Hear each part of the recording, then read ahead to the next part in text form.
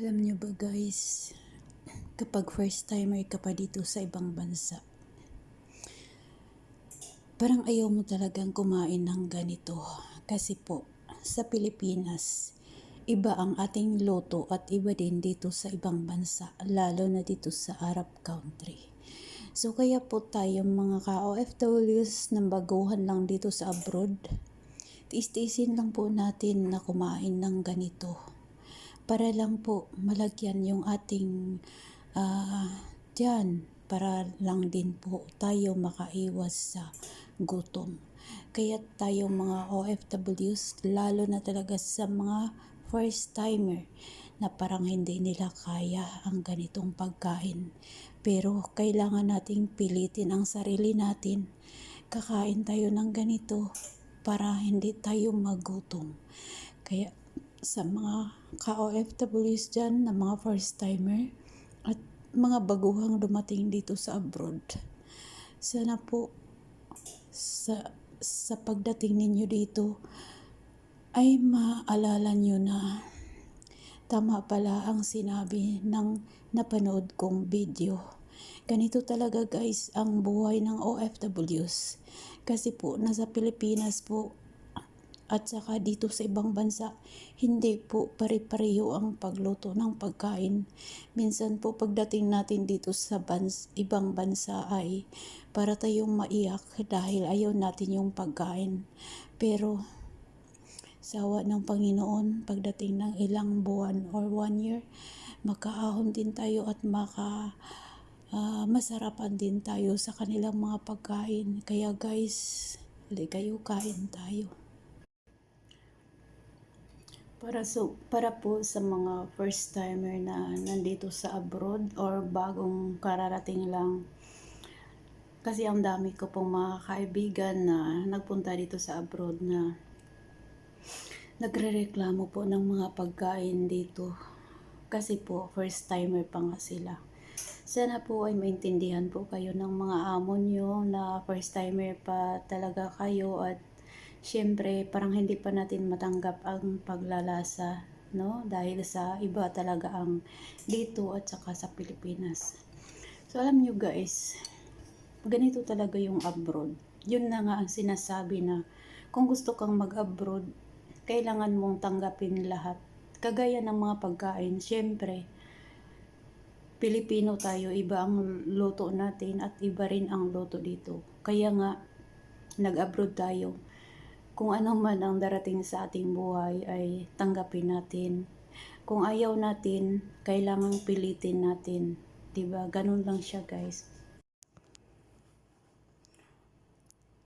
Ganito po talaga guys.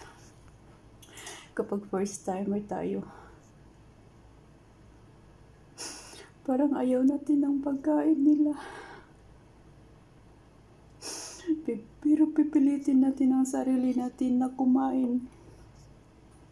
Para lang po hindi tayo magutom. Alam naman talaga natin na nag-abroad tayo.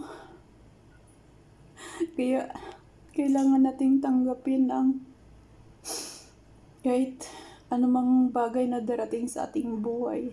Kagaya ng mga pagkain na ayaw natin, pero kailangan talaga natin pilitin ang ating sarili.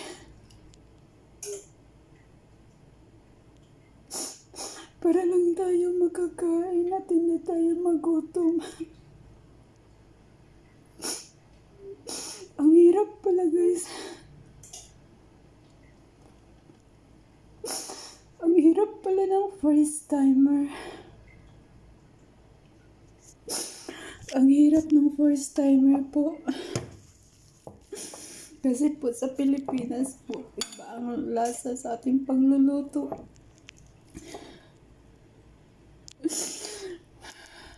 Pagdating dito ay iba.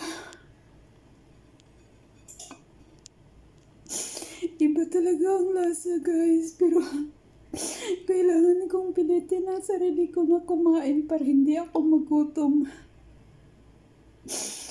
Kaya nga pinasukan ko ang pag-abroad Dahil tanggap ko na ang lahat.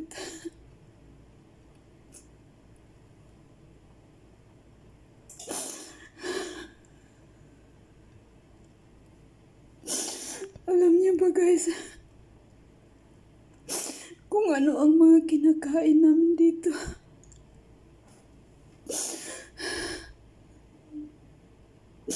Yung mga tira ng mga amo namin. Minsan kasi nagluluto ka, maliit lang.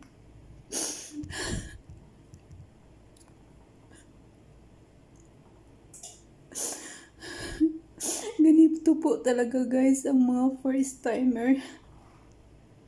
Ganito talaga ang mga first timer. Nung dumating ako dito, halos hindi ko makain. Pero gutom na po ako. Naubos na kasi yung biskwit na dala ko galing ng Pilipinas.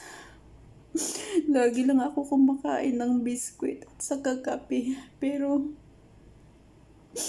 naubos ko na yun guys. Kaya pilitin ko nang kumain sa pagkain nila para lang ako hindi magutom.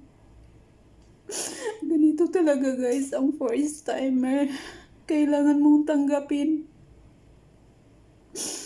Dahil po ang pagkain sa Pilipinas at pagkain dito sa ibang bansa hindi po pareho ng timpla. Hindi po pareho ng mga ingredients. Mas lalo na po kami sobrang hirap namin sa Pilipinas. Hindi rin kami gumagamit ng mga ingredients. Ang ginagamit lang po namin ay asin, bitsin. Pag mag-adobo kami, gagamit lang po kami ng toyo, silver swan at saka ahos. Kaya po dito sa pag-abroad ko, kailangan ko nang kumain ng ganito. Ayan guys. Pasensya na po talaga kayo at naiyak ako dito. Ang hirap ng first timer. Ang hirap ng first timer pero hindi ako susuko. Kailangan kong lumaban dahil sa aking pamilya at aking mga anak.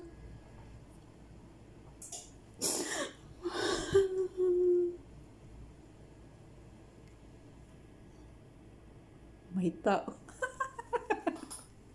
May taong dumating. May tao guys. It's a prank.